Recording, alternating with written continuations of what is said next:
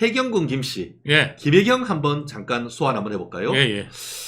이게 김혜경 재판에 예. 증인이 나와가지고 옛날에는 그렇게 유리한 증언 할 판도 깔아줬는데 그렇게 안 하다가 갑자기 이상한 증인이 나와가지고 김혜경이한테 유리한 증언을 줄줄줄줄 풀어내는 이거 도대체 어떻게 된 겁니까 이게? 그러니까 저도 예전에 이재명 예. 증인을 한번 쓴 적이 있습니다. 예, 예. 이재명이 증인하라고 그래갖고. 그래갖고 이제 이재명이 증인하라고 그러니까 이제 어떻게 하냐면 이재명 그 변호사들 있죠. 원래 만나면 안 됩니다. 그래서 원래 이제 그 증언할 때 예. 만난 적 있느냐 다 물어보잖아요. 그렇죠. 예. 그다음에 판사님 아니면 저기 그 검사 측에서 다 물어보잖아요. 그렇죠. 그 증거를 오염시켰는지 여부를 확인하기 위한 취지인 거죠. 저는 교육까지 받고 왔습니다. 아. 그 변호사들한테 이렇게 말하면은 이렇게 어떻게 될 수 있고 예. 이렇게 되면 이렇게 될 수 있다. 이런 부분을 다 교육까지 받고 제가 법원 앞에 예, 어떤 법무법인 예, 가가지고 거기서 이제 제가 교육까지 받고 그 다음에 제가 증언을 쓴 적이 있어요. 그러니까 뭐냐면 여기 있는 증인들도 저는 저하고 똑같은 경로를 다 밟았다고 저는 생각해요. 예, 저는 그렇게 생각합니다. 예, 그리고 지금 위증교사 해가지고 김용건도 지금 뭐 어쩌고저쩌고 하는데 그럼 위증교사를 왜 시켰겠어요? 자기가 떳떳하면. 그거 애초부터 밝히면 되지. 그렇죠. 예. 예, 그런데 위증을 만들었단 말이죠. 그날 알리바이를 조작하기 위해서. 네네. 예. 그래서 지금 그것 때문에 2명이 구속됐습니다. 여기도 지금 뭐냐면 위증 지금 구속될 사람들 많습니다. 제가 지금 저도 뭐냐면 고발하려고 그러거든요. 위증으로 몇 명? 예, 고발하려고 그러는데 예, 기다리고 있습니다, 제가. 그렇습니다. 예전에 예. 쇼생크 탈출 아마 보신 적 있으시죠? 예. 아마 쇼생크 탈출 개봉이 1994년 제가 한참 대학교 다닐 때였던 걸로 제가 기억을 하는데요. 그때 쇼생크 탈출 그 감옥에서 탈출하는 거 아닙니까? 쇼생크 리뎀션이라고 해서 억울하게 그 감방에 갔던 그 공인 회계사가 이렇게 저렇게 해서 쇼생크 탈출 비 내리는 밤 밑에 터널을 뚫고 이렇게 나가는 그건데 그 감방 교도소장 그 방 뒤에 뭐라고 돼 있냐?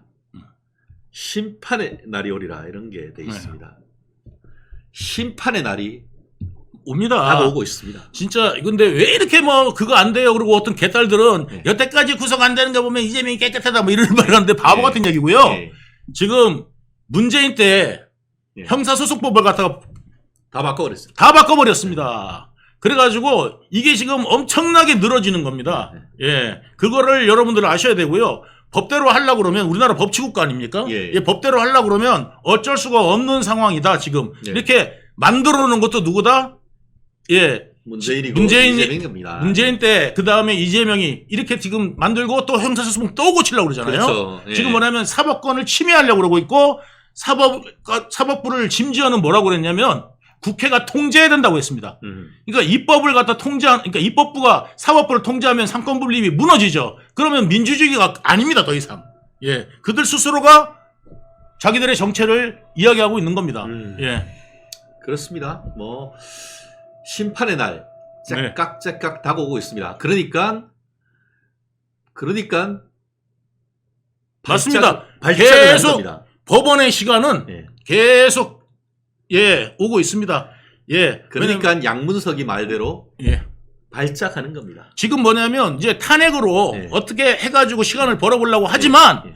그것도 사법부하고는 무관합니다. 예를 들어서 지들이 10명 어떻게 끌고 와서 협박을 하든 뭐든 해갖고 10명 끌어와가지고 탄핵을 통과를 시킨다 하더라도 이거는 그냥 기각입니다.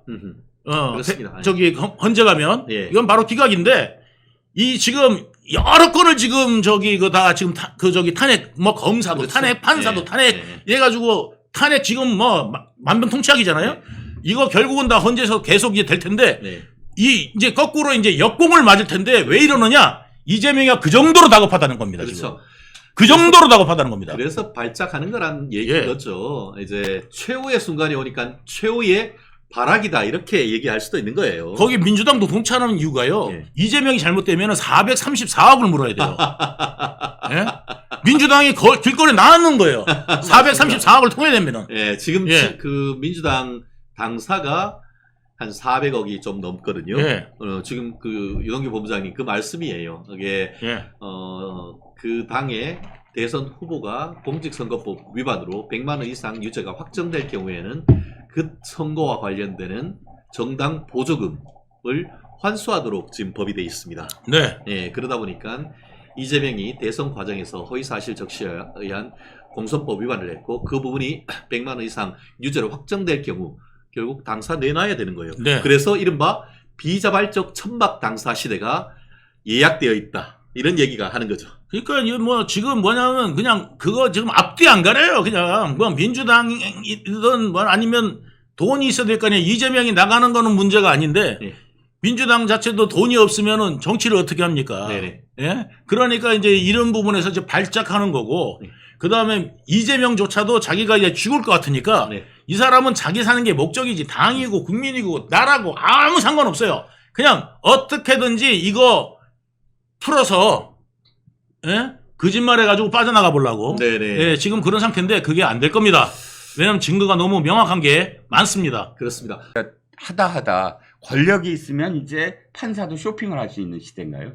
아니 그게 뭐 근데 병합 신청하는 거는 그냥 일반인들은 늘 하는 거라서. 일반인도 해요? 그러니까 근데 있을 수 이거잖아요. 있는 얘기긴 해요. 신진우 판사를 피하고 싶은 건 네, 맞잖아요. 피하고 싶은 건 맞아요. 근데 신진우 판사가 제가 듣기로는 내년 초에 아마 인사 있을 거라고 하더라고요. 중앙지법으로? 신진우 부장이 어디든지는 모르겠어요. 중앙지법으로 가면 중앙지법 가서 다시 다시 만나는 거 아니야? 어찌됐든 이재명 대표가 자기가 지금 대북송금 기소를 당하자 수원지법에서 재판이 열릴 것을 중앙지법으로 옮겨달라라고 요구를 했습니다. 이게 벌써 두 번째더라고요. 지난번에 위준교사 때도 위준교사 때도 병합해달라고. 예, 병합해달라고 신청을 했어요. 그런데 그때는 서울고법이 안 받아들였죠. 예. 근데 그게 왜 그러냐면은 네. 지금 거기선 대장동, 백현동, 성남FC 하고 있잖아요. 네네. 근데 대장동, 백현동, 성남FC는 각자 다른 사건이긴 하지만 구조가 거의 동일해요. 특히 네. 대장동하고 백현동은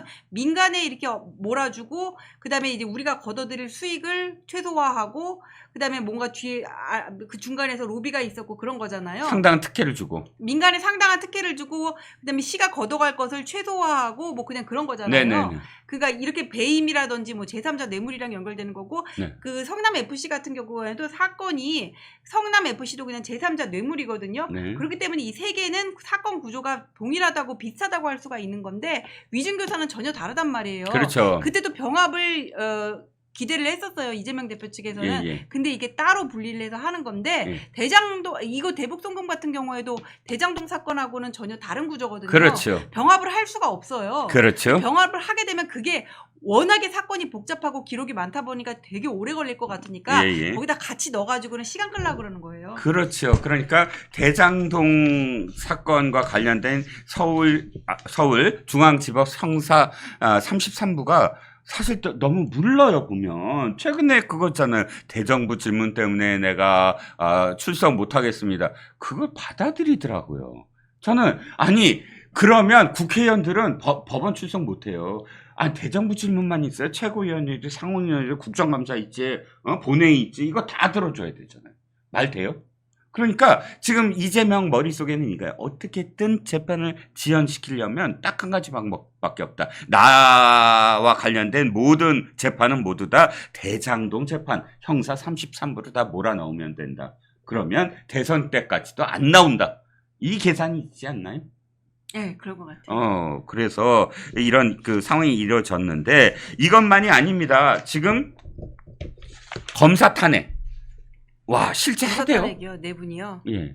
네 사람 검사 탄핵. 오늘 소추를 했나요? 아니요, 오늘 소추 아직 안 했죠. 했어요. 못했죠. 지금 최상병 특검부터 하느라고. 예. 오늘 지금 저것 때문에 뭐죠? 필리버스터. 근데 필리버스터 다들 하고 공통점이 있잖아요. 예. 대북송금 사건 한 사람 있고 대장동 사건 한 사람 있고 백현동 사건 한 사람 있고 그다음에 그 김영철 검사 그분은 이제 그 송영길 돈봉투 사건 의혹을 수사를 했던 네 사람. 네네, 맞습니다. 예, 근데 그 이성윤 본인이 왜 10년 전에 전모라는 검사가 수사하다가 상습절도 여자 피의자랑 성적으로 부적절한 관계를 맺어가지고는 구속됐던 거 혹시 네네, 알아요. 지검에서 네네. 그때 그 부장이 이성윤이었대요. 근데 그때 옷 벗어야 되는 거 그때 아니었어요? 옷 지가 옷 벗어야 되는데 지검장이 날라갔잖아 그때 석동현. 석동현 지검장이 날라갔다기보다는 자기가 사퇴를 네. 했죠. 내가 이 모든 것들을 책임지겠다라고 석동현이 했는데 사실은 그 책임질 사람은 이성윤이었잖아요. 네, 그리고 이성윤이었고 근데 뭐 검사들 뭐 울산지검에서 그 술자리 대변 사건 있잖아요. 네네네.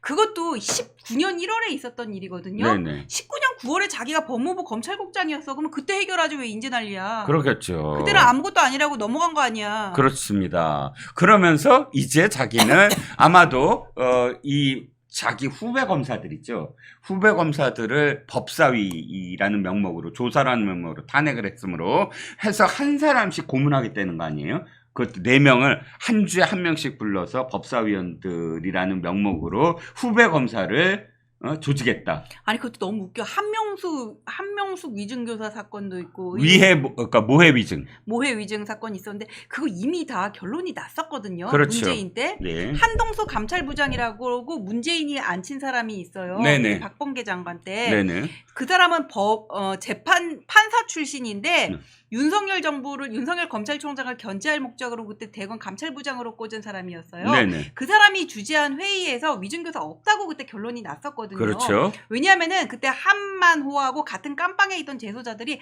말을 다 진술을 번복하고 신빙성이 없다고 본 거예요. 네네. 그걸 이제 와가지고 위증교사 의혹 얘기를 하면서 탄핵을 한다 그러고 앉았어.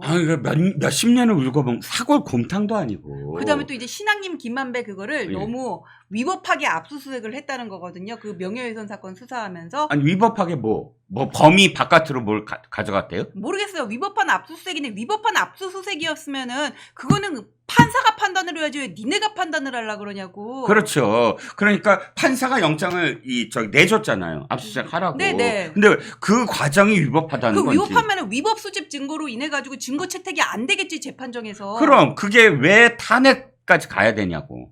나도 몰라. 그게 위법 아니 그 위법 중에서도 사실은 이게 절차상의 문제잖아요. 네. 어떤 의도를 갖고 음해를 하거나 이런 정도의 어떤 그런 상황도 아니고 또 위헌적인 것도 아니고 그런데 압수수색을 위법을 했다라는 명목으로 지금 그 탄핵을 하려면 도대체 검사를 어떻게 검사를 수행할 수가 있어요? 아니요 그게 문제가 되면은 그리고 또 그것도 있어요. 이화영 그 회유. 연어회. 아니 근데 연어회 회유. 근데 그거 걔가 술 안 먹었다 그랬고 그게 문제가 되면은 공수처에다 고발을 하면 되는 거거든요. 그렇죠. 그리고 또 그게 진짜 말이 안 되는 게 날짜 보십시다. 그 변호사라는 사람이 계속 주장했던 게 6월 말일 수도 있고 7월 초일 수도 있고 좋아요. 다 주자고요. 한 5가지의 날짜를 특정을 했어요. 그런데 그 5가지의 날짜에 모두 다 밝혔잖아요. 이때는 전부 다 이화영이 구치소에 있거나 구치소로 가는 도중이거나 다 있었고 문제는 6월 9일 날 진술을 해요. 자백을 6월 9일 날 검찰에 가서 이재명한테 보고했어요. 이재명이 열심히 하라고 했어요. 이렇게 다 자백을 했는데 자백한 후에 회유를 해? 자백한 후에 20일 후에 모여갖고 술 먹이고 자백하지 말아라고 회유를 해요? 이게 말이 돼요? 6월 9일 자백하고 난 7월인 줄 알았어. 아니요 6월 9일 날이에요. 그러니까 3번을 자백을 해요. 6월 9일, 6월 18일, 6월 20일. 근데 이 날짜에 전혀 해당되지 않은 그 후에 지금 술을 먹였다는 거예요. 그 방송에서 엄청 얘기했어요. 근데 그 다음부터 어버버거려. 그 다음에 뭐라고 그러는지 아세요? 아니 자백한 거 우리가 얘기한 게 아니라 그걸 계속 유지하게끔 만들어주려고 한 거야. 이렇게 얘기를 해요.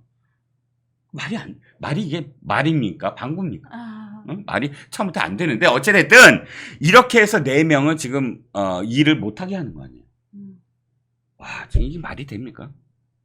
그러니까 탄핵안이 발의가 되면 직무가 정지가 되는데 네. 한 5달은 걸릴 거란 말이에요. 그렇죠. 그 이상민 장관도 장관이 6개월 걸렸어요. 6개월 정도 거의. 걸렸거든요. 예. 그러면 거의 직무에 자기가 이렇게 손을 못 댈 수가 없어. 연락도 하면 안 되고 사실. 예. 인수인계를 해가지고는 다른 사람이 그 사건을 컨트롤하는 데는 또 시간이 걸리잖아요. 그렇죠. 그러면은 수사가 지연될 수밖에 없고 이재명 대표 입장에서는 시간을 끄는 거예요. 왜냐면 지금 수사는 끝났고 기소를 했지만은 공소유지. 보통 이렇게 공소유지를 직관을 하거든요. 이런 네. 형사건 같은 경우는 수사를 한 검사가 직관을 하는데 다른 사람으로 교체되고 하려면은 또 얼마간 또 재판이 공전될 것이고 진행이 지체될 수밖에 없는 거예요. 그렇죠. 노리는 건 다 그런 건데 이원석 검찰총장이 이재명 재판장이 돼서 이재명을 지금 판결을 내리려고 하느냐 이렇게 얘기했습니다. 말인즉슨 속 시원한 것 같지만 그러나 지금 검찰총장이 그거 할 때라고 생각하지 않거든요.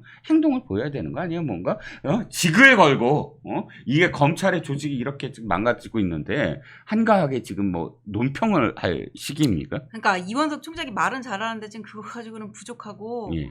직을 걸고 어떻게 해야 될까요? 아니 저는 이거죠. 그러니까 이거예요. 아예 민주당에 선언을 하는 거야. 아 그래? 당신들이 그렇게 하면 우리 모두를 다 탄핵하라. 나부터 탄핵해라. 후배 검사들 말고 나부터 탄핵해라. 내가 탄핵 받아주겠다. 진짜로 탄핵하면 탄핵하면 이 얘기가 뭐냐면 검사들이 이제 목소리를 높이기 시작하는 거예요. 그다음부터는 기수별로 높이기 시작하고 검사장 회의하고 검사 회의 평검사 회의하고 하면서 우리 정말 제대로 수사 계속 해보겠다. 라고 선언할 수 있지 않나요? 검사들의 기계가 나오지 않나요? 아니 기계 나와도 눈 하나 깜짝 안 할 것 같아요. 그래서 저는 이걸 어떻게 풀어야 될지를 모르겠어요. 어쨌든 지금 뭐 퇴직검사랑 뭐 얘기가 나오죠. 퇴직검사도 함께 목소리가 나오고 또 송경호 고검장도 나를 탄핵하라 라고 나오고 문제는 국민들이 마음을 그러니까 함께 모아주는 거예요. 하기야 근데 윤석열 대통령 대선 출마 시작도 바로 이런 지점이었어요. 그렇죠. 검사를 지금 막 압박을 하고 막 하면서 국민들의 마음이 모아지면서 사실상 뭐 이 정권이 바뀔 수 있는 계기가 됐잖아요. 맞아. 그러니까 저는 이 108명밖에 없는 이 쪼그라든 국회와 그 다음에 지지율이 떨어지고 있는 이 대통령실과 그 다음에 그걸 빌밀해서 검사를 완전히 5급 공무원으로 만들어버리려는 이 의도를 막을 수 있는 건 한 가지밖에 없다. 국민 여론. 국민이 이건 안 돼. 이건 도저히 안 돼. 라고 이야기를 할 수 있다면 오늘 조선일보가 사설로 그렇게 얘기하더군요. 이건 국기문란이다. 근데 모든 국민들 그렇게 아실 것 같고 지금 너무 나가고 있으니까는 이거는 반드시 문재인 때 추미애 장관이 밀어붙였던 그런 윤석열 탄압에 대한 그 반대 효과가 나올 거라고 생각합니다. 네. 그러려면 어쨌든 저는 검찰의 수장인 검찰총장부터 사실은 좀 더 결기를 보여줘야 되고 그 결기에 의해서 사실은 국민들의 그 마음도 한데 모아질 것 같고요. 저는 또 이렇게 생각이 드는 게 이번에 또 탄생하는 거 아니에요? 아니 뭐 대선 후보에 이원석 총장도 뭐 끼는 거 아니야? 좀 해보세요 좀. 이원석 말고 네 사람 말이에요. 네 사람? 네 사람. 네 사람이 탄핵당한 사람? 만만치 않을 거 아니에요. 이번에 법사위에 나가서. 이성윤은 솔직히 실력이 없어요. 그러니까 이성윤이 나서 무슨 말을 한들 다 깨질 거 아니에요. 다 그렇고 정청래가 지금 뭐 또 지난번처럼 뭐 손들어 밖에 나가 있어 이거 이 검사 4명 법사위에서 불렀어요? 법사위에서 이제 한 명씩 부른대. 일주일에 한 명씩. 일주일에 한 명씩 4명 그러니까 4명을 다 하면 지네들이 쫄리잖아. 쫄리니까. 무서우니까. 탄핵안 발의하기 전에? 그러니까 탄핵안 발의하기 전에 탄핵의 어떤 그 과정을 지네들이 이제 소추를 하려면 이 소추하는 정당성이 있어야 되니까 그 정당성을 위해서 조사라는 명목으로 당사자들을 부르는 거예요. 그런데 저번에 그 운영위에서 대통령실 운영위 조사도 보셨잖아요. 네네. 근데 이게 수사를 해가지고 어떤 증거를 가지고 있는 게 아니라 그냥 모르는 거를 물어보는 식이 되다 보니까 네네. 형식적인 자료를 가지고 대통령실이 딱 방어를 하고 나오면 어떻게 칠 수가 없어요. 그렇죠. 여기서도 또 마찬가지가 될 것 같아요. 그러니까 정청래가 너 조용히 해. 너 아니오만 해. 아니야? 그럼 나가. 반성해. 들어와. 이렇게 완전히 휘두르려고 그러는 거예요. 검사를. 망신 주려고. 뭐 망신 주면은 지지층이나 그때 좋아하지. 누가 좋아하겠어요. 그리고 망신 주는 것도 한두 번이지 계속되면 재미없어. 그러고 지금 임성근 사단장이나 이종석 국방장관과는 다르다. 이 강백신과 박상용과 이 검사 4명은 전혀 다르게 반응할 거다. 그렇게 생각합니다. 저 한동훈 장관이 예전에 그 법사위에 나가서 했던 것처럼 딱딱 야지 주고 쟤들을 망신줬으면 좋겠어. 제대로 말할 겁니다. 아니 도리어 그래? 그러면 이재명과 관련된 피의 사실 공표라고 해서 지금까지 말 못했는데 물어보면 다 대답할게. 가 되거든요. 이재명의 범행을 낱낱이 밝힐 수 있는 좋은 기회다. 그리고 이게 기본급 정도는 나오거든요. 탄핵 당해가지고는 직무정지가 되더라도 월급이 안 나오는 건 아니라는 네, 얘기죠. 월급은 나오기는 하는데 네. 또 이제 탄핵 재판 들어가면은 변호사비를 대야 되는 거잖아요. 그렇죠. 사실 자기가 제 머리 못 갖고 네. 검사들은 형사 사건만 했기 때문에 민사나 행정 헌재 재판 같은 거는 못 해요. 네네. 변호사를 사야 되는데 또 그 비용이 만만치가 않단 말이에요. 네네. 그러니까 빠기칠 노릇이지. 그렇죠. 그러니까 사실 그것도 세금 낭비고 이거 전부 다 저는 이렇게 생각해요, 변호사님. 검사가 재판을 걸어 기소를 했어. 근데 그게 무죄가 나왔어. 그러면 그 검사는 페널티를 받아야 안 받아요? 나중에 인사고과라든지 이런 데 무죄 받아요. 페널티 받아요. 받잖아요. 받아요. 예. 그러니까 그건 무슨 뜻이야? 무리하게 기소하지 마라. 맞아요. 철저하게 정말 이게 유죄인 것을 검증을 하고 해라. 이거 아니에요. 나는 국회의원들도 앞으로 탄핵 소추 발의를 하고 그것이 헌재에서 기각될 때 페널티를 받아야 된다고 생각해요. 그러니까 검사들은 그러니까 자기가 기소한 사건들은 다 구속이 됐고 음. 나중에 이 구속 당했던 사람들이 인사를 놓는다 이런 거를 좀 그냥 자랑처럼 얘기하는 경우도 있어요. 그렇군요. 어쨌든 이제 이 만행이 또 저질러졌습니다. 재밌겠다 그거 나 보고 싶어. 그렇죠. 법사위 조사. 그렇죠. 자, 법사위 그 조사에서 이 4명의 검사가 어떻게 참 뭐랄까요. 이재명의 그 범행을 낱낱이 또 얘기할 수 있는지 또 정청래의 만행에 맞서서 어떻게 정말 떳떳하게 당당하게 대항을 하는지 한번 지켜볼 노릇입니다. 제가 아까 착각해가지고 단톡방에 있었던 사람이 김규현이라고 단정하고 얘기했던 거는 시정을 했고 죄송해요. 네네네. 그래서 저도 아까 우리가 추정한 것이고, 반론도 그래서. 네, 근데 가능성은 제기했습니다. 상당하다. 예. 추정을 한 것이고, 가능성은 상당하다 정도로 정리를 하겠습니다. 자, 오늘, 3가지 주제를 다뤄봤고요. 우울한 이야기도 있고, 또 속실한 이야기도 있었습니다. 하지만, 내일은 또 다른 새로운 어떤 이야기들이 또 여러분들 앞에 나타날 겁니다. 민주당의 이 가증스러운 공영방송 장악 시나리오 행태 여기에 대해서 네. 조금 이야기를 나눠보도록 하겠습니다. 지금 최근 벌어진 게 어제까지 벌어진 상황이 이제 그 장관급인 김홍일 방송통신위원장 이 사퇴를 했어요. 자진 사퇴인데 이 사퇴하게 된 배경이 이제 그 지난주 금요일이죠. 금요일 날 민주당 과방위 의원들이 우르르 몰려갔습니다. 과천에 있는 방통위 사무실로. 왜 몰려갔느냐. 이 김홍일 방통위원장이 본인이 사퇴하기 전에 그 KBS, MBC, EBS 이사 선임과 관련한 중대 의결을 하는 날이었거든요. 네. 예. 그 의결을 막기 위해서 이제 과방위 의원들이 총 출동을 했거든요. 근데 이걸 이제 민주당 과방위 의원들이 왜 그 의결을 막으려고 했는지 혹시 아시나요? 그게 그 8월 12일까지 해가지고는 그 MBC의 최대 주주 박문진 이사진 지난 정부에서 임명한 그 이사진 임기가 만료되는 날이잖아요. 예. 그래서 새로 누구를 선임할지에 대해서 그게 방통위 권한이니까 거기에 대한 의결을 하는 날 아니었어요. 그렇죠. 그러니까 MBC 박문진 이사 같은 경우에는 여당 6명, 야당 3명이 되는데 그렇죠. 지난 정부까지 해가지고는 자기들이 이렇게 자기들 편 많은 사람들 자기 편 많이 꽂아가지고는 사실 재미를 많이 봤잖아요. 그래서 그 꽃놀이패를 계속 대선까지 가져가야 되는데 이제 우파 정권이 들어와가지고는 이거를 기울어준 운동장을 바로잡기 위한 어떤 시도가 벌어질까봐 그거를 막으려 했던 거 아닌가 싶어요. 그렇습니다. 네, 지금 민주당이 사실은 이게 이 사건을 충분히 이해하시려면 2016년 박근혜 탄핵부터 이렇게 쭉 흐름을 보면 알 수 있어요. 플로우 개념으로 쭉 보시면은 박근혜 정권 말기에 당시 그 민주당의 국회의원이었던 박홍근 원내대표까지 했습니다. 박홍근 씨가 박홍근 법안이라는 걸 발의했습니다. 그 법안의 발의 내용은 뭐냐면 법안의 내용은 KBS, MBC, EBS 사장을 뽑을 때 그러니까 야당이 당시 민주당이었죠. 야당 추천 이사들이 한두 명 찬성을 해야 여당 추천 이사들이 같이 찬성이 되어야 사장 후보를 추천할 수 있도록 하자. 그게 특별 다수결제. 이게 특별 다수제입니다. 특별 다수결제. 네. 말씀하셔가지고 제가 많이 써먹었습니다. 다른 데 가서. 아무도 그거 모르고 있더라고요. 그게 특별 다수제인데 자기들이 야당이고 분리할 때는 그렇게 이야기를 했어요.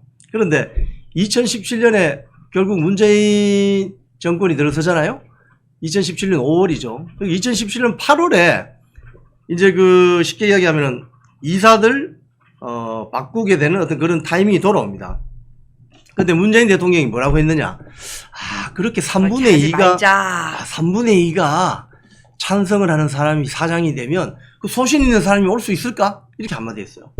그게 아마 그때 TV조선이나 종편에도 많이 보도가 됐는데요. 그랬더니 이 사람들이 한순간에 그냥 얼굴을 바꿔버리는 거죠. 그리고 나서 그대로 현행대로 뽑아버립니다. 그래서 들어왔던 게 KBS는 양승동, 뭐 MBC는 뭐 박성재 등등이 막 들어와가지고 소위 말해서 민노총 홍위병들의 난장판이 벌어지죠. 적폐청산 벌어지고.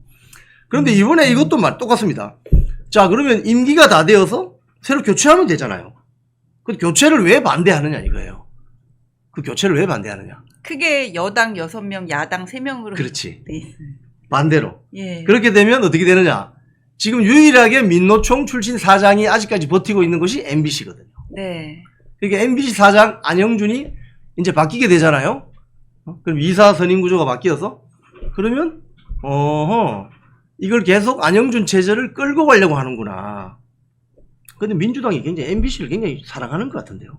아니, MBC가 사실 예전에 윤석열 대통령 22년에 미국 방문했을 때 그때 왜 바이든 날리면 그게 문제가 됐었잖아요. 근데 그게 사실 바이든이야 이러고 들리면 바이든이야 하는데 날리면이야 들리면 또 날리면으로 들려요.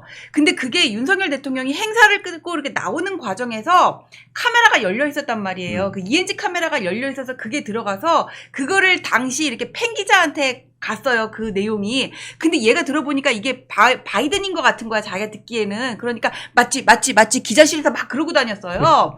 그러고 나서 이게 대통령실에서는 이게 다시 들어보자. 잠깐 하는데 MBC에 보도가 됐었을걸요. 그때 네. 바로 민주당에서 얘기를 하고. 그런 다음에 이제 외교부가 MBC에 그걸 가지고 정정보도 청구 소송까지 냈는데 외교부가 이겼어요. 이거는 감정이 불가능하다고. 그러니까 이게 확인되지 않은 말을 자꾸 해대고 오보를 그 다음에 또 김만배 신앙님 관련해서도 대선 전에 막 내 꼭지로 해가지고 막 올렸잖아요, 이 사람들. 그러니까 자기네 편들 들어주니까 당연히 좋아하는 거지. 네. 우리 전지현 변호사님 설명이 명쾌합니다. 지금 MBC가 왜 민주당이 저렇게 MBC를 소위 말해서 보호하려고 하냐면요. MBC가 특히 윤석열 정권 이후 들어와서 한 행태를 보면, 자, 1번. 바이든 날리면 말하지도 않은 말도 갈로 쳐가지고 미국 국회 뭐 이런 식으로 해서 맞아. 방송도 내고 이 자막으로 이제 잘 안 들리는 말을요. 자막을 넣어버리면 이게 그런 말로 들리게 됩니다. 이게 무슨 말인지 잘 몰랐는데 자막을 같이 넣어서 이제 같이 들려버리면 그거인 것처럼 들리게 되거든요. 맞아. 그때 그 소음이 되게 심했었어요, 주변에. 무슨 말인지 알 수가 없어요, 사실은. 바이든이란 말이 있는 것 같은데 날리면이란 말은 이게 잘 안 들리는 어떤 그런 거였는데. 예, 근데 날리면이야 하고 들으면은 자막이 또 그렇게 나가면 또 그렇게 들려요. 들려요. 그리고 없는 자막도 막 넣어요. 거기다가 갈로 열고 미국이란 말을 넣고. 예를 들자면 이제 그런 건데 그런 식으로 해서 윤석열 정권 초기에 정권의 힘을 훅 빼버리게 만드는. 근데 MBC가 이런 걸 잘합니다. 2008년도 MB 정권 때도 광우병 가짜뉴스. PD 수첩. PD 수첩. 미국산 소고기를 먹으면 뇌 숭숭 뭐 탁탁. 예, 그때 이거 미국산 소고기는 청산가리라고 했던 분이 미국 가가지고 햄버거 맛있게 드셨잖아요. 그런 다음에 또 대종상 그 영화제 그거 진행도 하던데 그 여자분. 영화 배우 김규리 씨. 맞습니다. 아마 미국산 스테이크 엄청나게 맛있는 거 잘 모르시는 것 같은데. 그랬던 분들이죠. 그래서 민주당 입장에서는 MBC, 지금 보면 MBC 출신이 민주당 국회의원들이 많잖아요? 네. 전통적으로 보면은? 네. 희한합니다. MBC 기자 출신들이 민주당에 많이 있어요. 누구요? 예를 들자면, 정동영 씨부터. 정동영 씨부터, 아나운서 했던 박영선 전 장관도 있고. 근데 국민의힘도 많아요. 그러니까 김은혜, 배현진, 김장겸. 거기는 이제 또 다른 색깔이죠. 다른 색깔. 근데 사실은 MBC 출신들이 민주당에 많이 갔습니다. 하여튼 그래서 그런지 몰라도 민주당 지도부가 MBC를 완전히 살려내야 되겠다라는 특히 최민희 과방위 상임위원장 입장을 보면 그런 것 같은데 지금 그래서 민주당을 결국 이 안영준 체제를 바꾸지 않으려고 하는 그 민주당의 어떤 정략적인 판단이 이번 김홍일 방통위원장 자진 사퇴로까지 이어지는 거죠. 왜냐하면 김홍일 방통위원장이 자진 사퇴하지 않고 버티면 탄핵을 낼 거란 탄핵안 그죠? 발의돼가지고 통과가 돼버리면 과반만 돼도 통과되거든요. 그렇죠. 근데 지금 범야권이 거의 170석 정도 이 정도 되는 거잖아요. 범야권이 192석. 192석. 민주당만 맞아요. 171석. 192석 되니까는 이거 반드시 통과되는 건데 통과가 되는 것만으로 해가지고는 직무는 정지가 돼버려요. 그럼 방통위는 이제 한 명 남아요. 이상인 위원. 아무것도 할 수가 없죠. 아무것도 할 수가 없는 거예요. 그래서 민주당이 지금 이제 기존에 김홍일 방통위원장을 탄핵시키고 방통위 기능을 무력화시킨 다음에 아무것도 못하게 만든 다음에 자기들이 또 방통위원 추천도 안 해요. 추천하라고 그렇게 해도 추천 안 해요. 그리고 지난번에 최민희 씨 같은 경우는 국회의원 되기 전에 추천한다고 하긴 했는데 하자가 많아. 뭐 유관기관 근무 경력도 있고 네, 이 방통위에 될 수 없는 사람을 추천했어요. 연합회. 이거 될 수도 없는 사람을 추천해놓고 자기들 책임이 아니라고 이렇게 떠넘기는 아주 저 벼랑끝 전술. 어디 저 북쪽에서 하는 애들 잘하는 짓인데요. 자, 그런데 이제 그렇기 때문에 이 김홍일 방통위원장이 MBC, KBS, EBS 이사 선임을 위한 의결을 해놓고 바로 어제 사퇴를 해버렸죠. 이거 완전 아주 절묘한 한 수였다고 보는데 왜냐하면 김홍일 방통위원장이 빠진 자리에 대통령이 또 한 명 추천해서 넣으면 끝나는 겁니다. 그럼 2명? 그럼 뭐 새로 추천받은 1분? 이상인 지금 변호사 1분? 2분이면은 결정을 할 수 있는 구조가 되거든요. 그래서 지금 민주당이 뒤통수를 맞고 이 탄핵 발의를 못하고 뭐 국정감사를 추진한다고 하던데요. 이걸? 국정감사요? 그 정권의 방송 장악에 관한 국정조사. 국정조사. 죄송합니다. 국정조사를 한다고 하는데 국정조사 받아야 될 대상은 사실은 2017년 문재인 정권인데. 그때 국정장악 문건 돌았었잖아요. 그 간담회에서. 그렇죠. 여당 간담회에서. 그게 2017년 8월 민주당 의원 워크숍에서 공영방송 장악 문건 시나리오 문건이 돌았죠. 거기 보면 기가 찹니다. 그냥 이사와 사장을 어떻게 쫓아내느냐.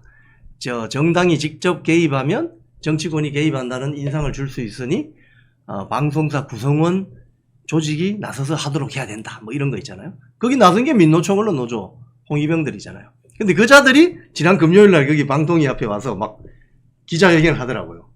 제가 그걸 보고 너무 정말 말이 안 나올 지경이었는데.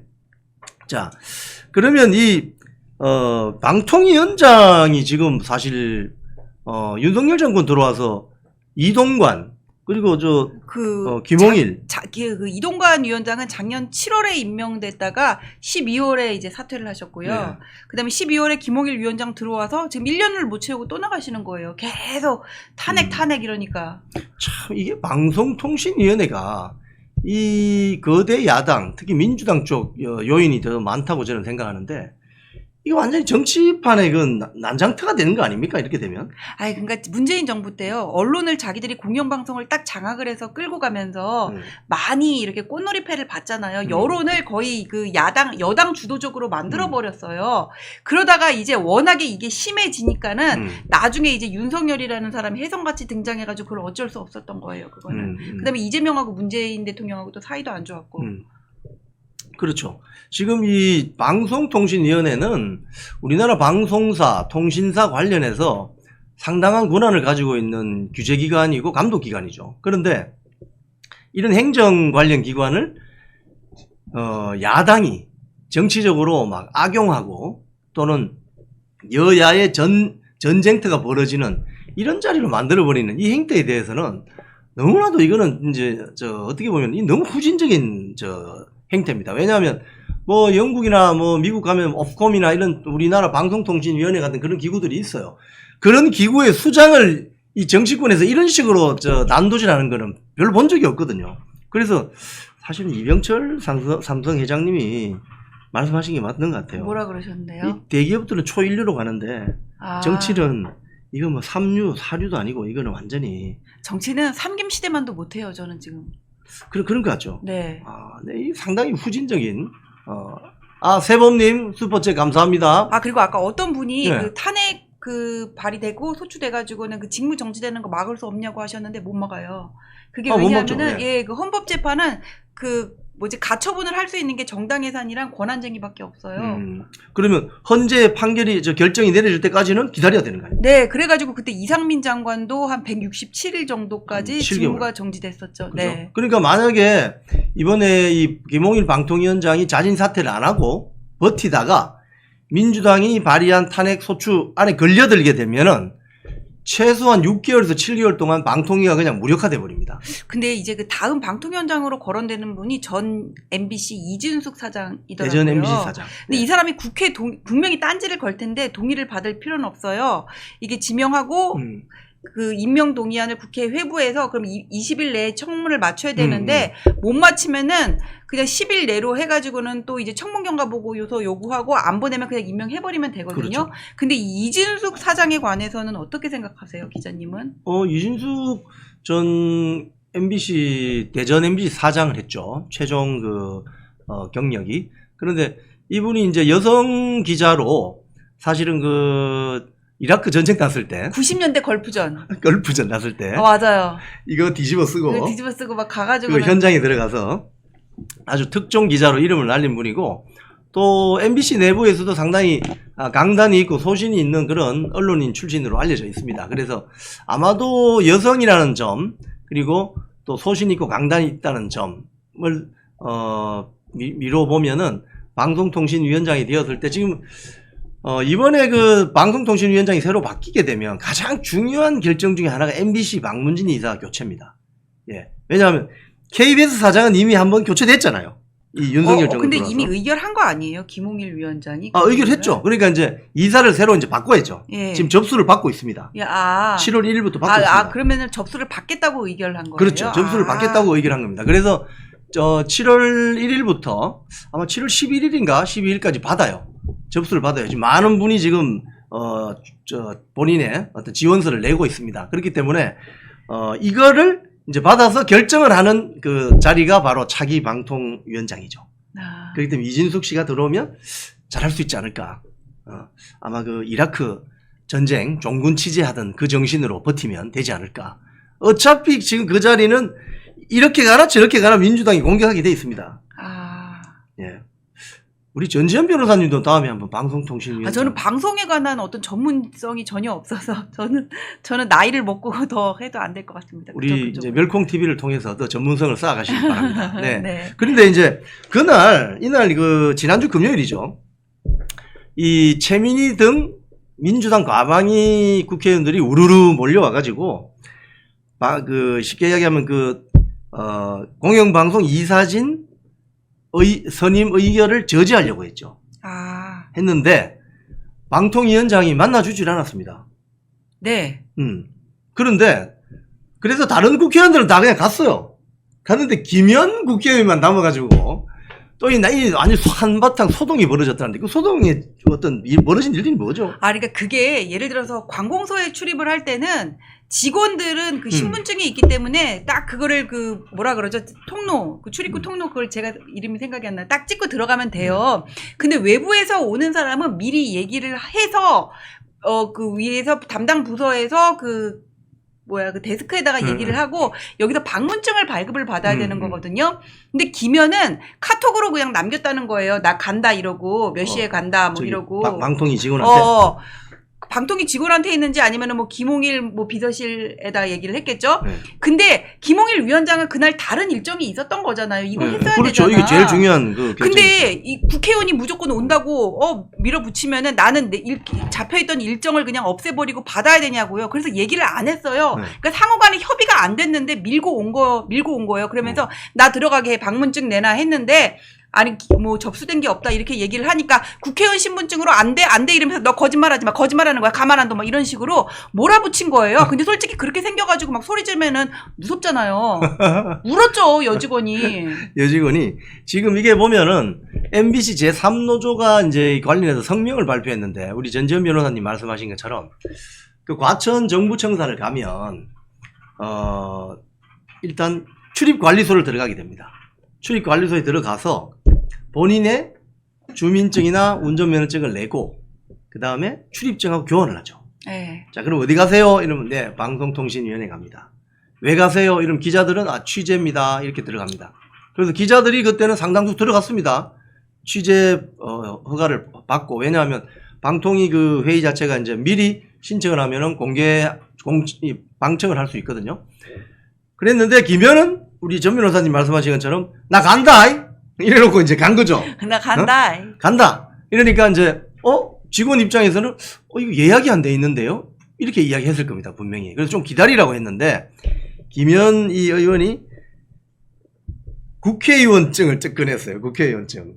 국회의원증을 꺼내가지고 이거면 다 갈 수 있어 이렇게 좀 이야기하는 장면들이 뉴스 화면을 통해서 나왔습니다. 뭘 어딜 가 그거 주면 뭐 우리 집도 들어오냐.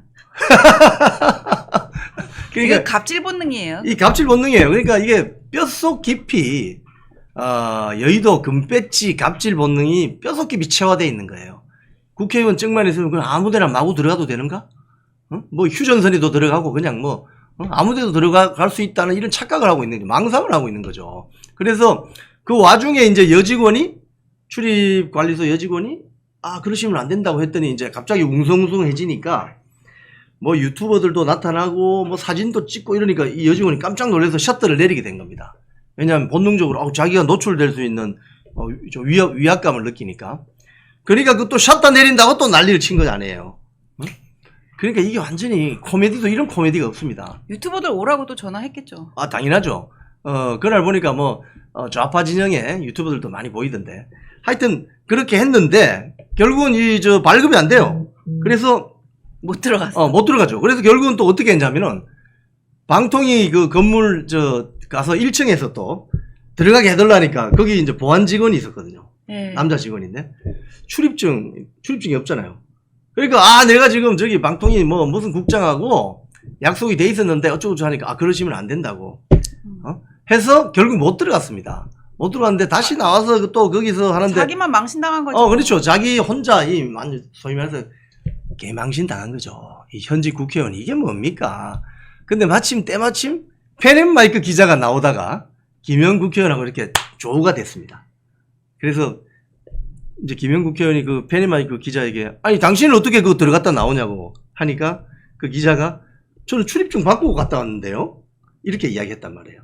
그러니까 왜 그걸 물으시냐고 했더니 토달지 말라고 하면서 근데 김현 국회의원은 2014년입니까? 2014년에 그게 제가 9월 16일로 기억이 되거든요. 어떤 사건이죠, 그게? 그게 이제 세월호 유가족들이랑 만나가지고는 뭐 이렇게 간담회 같이 대화하는 자리가 있었어요. 저녁도 먹고 뭐 그랬겠죠. 근데 이제 다들 이렇게 술 한잔 하고 그랬으니까 대리기사를 불렀나 봐요. 예. 근데 대리기사가 왔으면 이 사람 태워가지고 딴 데 가고 또 다른 손님 받고 이래야 되잖아요. 생계인데 30분 이상을 기다리게 한 거예요. 대리기사를. 대리기사가 안 가! 나 그럼 다음 콜로 간다 막 이랬던 거예요. 그랬더니 의원님이십니다. 딱 이렇게 얘기를 한 거야. 그 수행원들이 뭐라고요? 처음에는 안 믿어서 무슨 국회의원 나 갈 거야 그랬더니 김현이 딱 나타나서 나 국회의원입니다. 딱 이렇게 얘기를 한 거예요. 네. 그러면서 그때도 이 사람은 안 믿었다 그래요. 그러면서 대리기사 보고 웅성웅성 하니까는 대리기사 보고 너 국정원 직원이지 막 이랬대요. 항의를 하니까. 네. 근데 또 이제 시민들이 지나갔을 거 아니에요. 웅성웅성 하니까 이 대리기사가 시민들 보고 자기가 국회의원이래요. 국회의원이 대리기사한테 갑질해요. 막 이렇게 얘기를 한 거예요. 네, 대리기사가. 네, 그러면서 그 수행원이 가지고 있었던 그 기면 명함 있잖아요. 그거를 그 대리기사인지 아니면 지나가는 시민인지가 뺏으려 그랬다는 거예요. 뺏었다는 거예요. 그러니까 거기서 또 이제 김현이 그 시민한테도 당신도 국정원 직원이지 막 이랬다는 거예요. 근데 거기서 이제 그 김현 그 국회의원 명함 있잖아요. 그걸 뺏겼으니까는 막 거기서 몸싸움이 벌어졌어요. 네네. 경찰이 이제 출동을 했죠.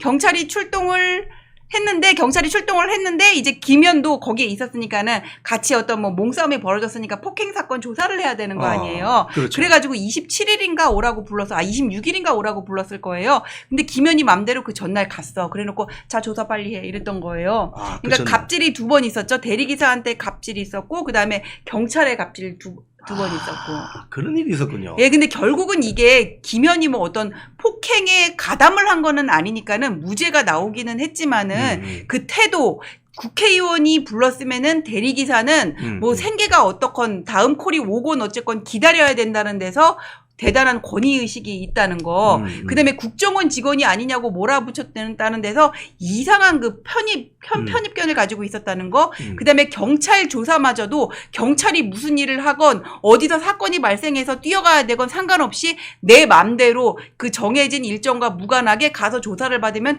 된다고 생각한 거. 이 세 가지가 문제인 거죠. 아, 이제 설명을 듣고 보니까 좀 이해가 됩니다. 이 대리기사가 한 30분 넘게 기다리다가 자기도 생업이 있으니까. 근데 이제 당시 김현 의원이 그때 초선이었을 거예요. 그때는 비례대표로. 예. 비례대표로 초선이고, 이 김현 씨가 사실은 강원도 강릉 출신인데요. 그 한양대 다닐 때 학생운동을 했습니다.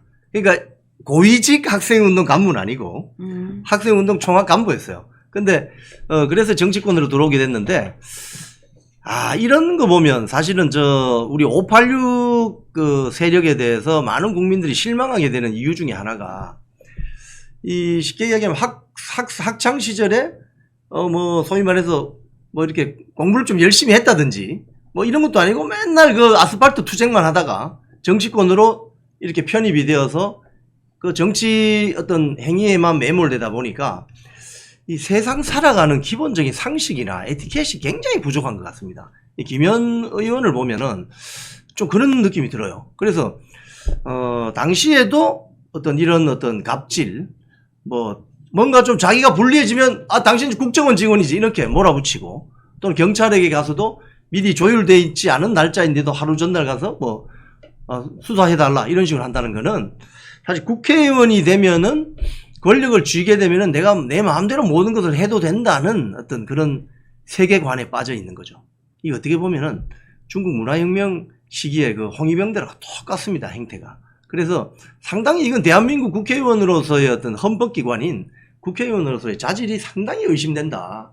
그래서 이번에 김현 민주당 의원의 갑질은 이건 수차례 비난하고 비판해도 이건 부족함이 없다, 이런 생각이 듭니다. 저는 이 행태 자체보다 저 마인드가 전 잘못됐다고 봐요. 저런 사람이, 저는 제 개인적인 의견인데 국회의원 하면 안 돼요. 저런 사람이 뭐 민심은 신중하게 듣겠어요?